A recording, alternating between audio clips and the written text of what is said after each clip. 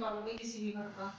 जैसे कि ये आपका कोई घर है, आपने मैप लिया, इसे आपने ग्राफ पे इंडिकेट किया, इसके बाद इसका जो है आपने यहाँ से लेके और यहाँ तक स्केल से आपने ड्रॉ किया है, ठीक है। और इसके बाद यहाँ से लेके यहाँ तक आपने स्केल से यहाँ ड्रॉ किया, ठीक है। तो ये आपका सेंटर हो गया, ठीक है ना। कई लोग क्या करते हैं कि पहले के टाइम पे लोग जब ग्राफ का नहीं था ज़्यादा यूज, तो वो क्या करते थे, रस्सी ले लेते थे, रस्सी या फिर इंच टेप से तो नापते हैं लोग, लेकिन रस्सी भी से यूज़ कर सकते थे। लेकिन रस्सी का क्या है कि जो छोटी प्लॉट है, मान लो कोई जो है 15x30 की प्लॉट है, या मान लो 30x30 का टुकड़ा है तो चल जाएगा। लेकिन अगर बहुत बड़ी प्लॉट है, जैसे 200 गज की प्लॉट होती है, या आपकी 300 गज की प्लॉट होती है, 500 गज की भी प्लॉट होती है, अब उनके सेंटर यदि हम रॉक से निकालेंगे, रस्सी से नापेंगे, तो बहुत दिक्कत हो जाती है। तो उसको हम क्या करते हैं कि इसको इजी तरीके से बनाने के लिए हम उसे ग्राफ पे इंडिकेट करते हैं, और ग्राफ पे करने के बाद उसके मेजरमेंट निकालने के बाद, इसको ग्राफ पे इंडिकेशन करने के बाद फिर इसका हम ये सेंटर निकालते हैं कि ये आपका कितने फुट पे आ रहा है, ठीक है। तो अभी आपने निकाल लिया सेंटर, ये आपका गेट है, ठीक है, ईस्ट फेसिंग हाउस है ये, ठीक है, ये आपका गेट है, और ये आपने सेंटर निकाल लिया। अब प्रॉब्लम कहाँ आती है, आदमी ने मकान खरीदा, मकान खरीदने के बाद अब वो इसमें रह रहा है आराम से, अब उसके जो है पैसे की इंप्रूवमेंट हुई, उसके पास पैसा आना चालू हुआ और अच्छी खासी उसने बचत कर ली। अब चांस क्या पड़ता है कि इसके साइड में एक और प्लॉट है, इसके साइड में आगे इससे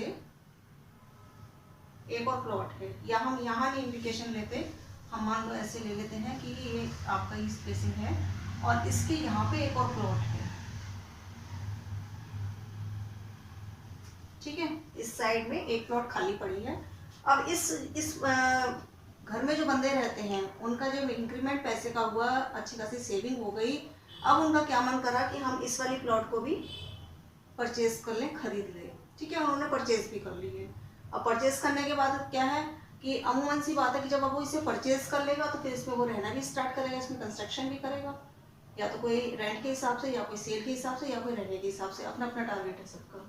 तो अब वो बंदा क्या करता है, इसमें रहना स्टार्ट कर देता है, लेकिन वास्तु उसका इसी के अकॉर्डिंग चल रहा है, ठीक है। अब वो जब यहाँ रह रहा है, अब ये ईस्ट है और ये आपका वेस्ट हो गया, ठीक है, ये इसका साउथ हो गया, और ये आपका नॉर्थ, सॉरी ये नॉर्थ हो गया, ये साउथ हो गया, ये है आपका।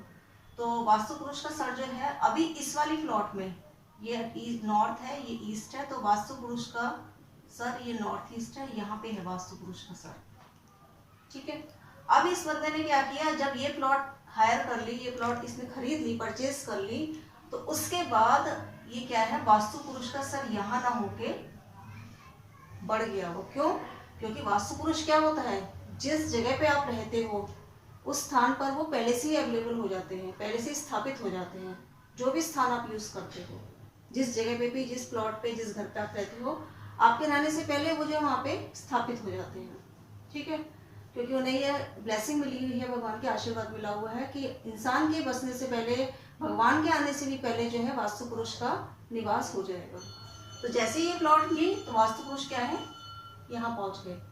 यहाँ पहुंचने पर क्या हुआ कि जायज सी बात है कि इसका सेंटर भी चेंज हो गया, ठीक है। अब ये सेंटर इसका ये यहाँ ना रह के, ये सेंटर क्या हो जाएगा इसका, यहाँ से ऐसे और ये यहाँ से ऐसे, यानी कि इसका सेंटर हो गया ये, ठीक है।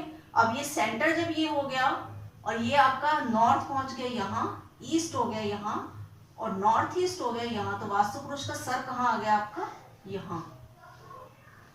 और अब आप क्या कर रहे हो, आपने ईशान कोण, आपने इस सेंटर को नहीं माना, आपको पता ही नहीं है, आपने तो बस क्या सोचा है कि हम पे पैसा आया, हमने बचत करी, और हम जो है इस प्लॉट को हम खरीद चुके हैं, अब हमारी चांदी चांदी है, लोगों के सामने हमारी गुडविल अच्छी होगी, रेपुटेशन अच्छी हो गई कि हमने एक प्लॉट और परचेज कर लिया।